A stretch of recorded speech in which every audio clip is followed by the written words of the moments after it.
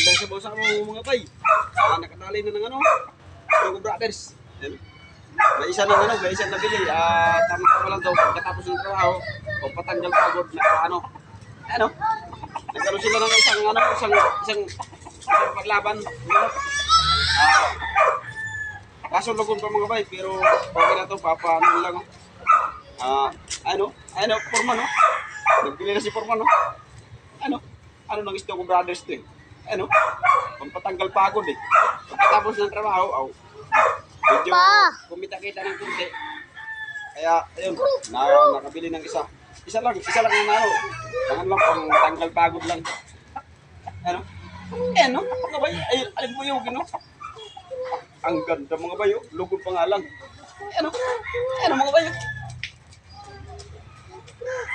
kaso hindi pa pwede laban mga bay, kaya gawa ng lugod pa. Pero okay na to, at least may magpapakain lang. Palipas oras pag pag halimbawa nabuboring, mapapakain-kain tayo. Ayan mga bay.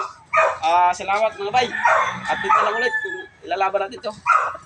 Okay.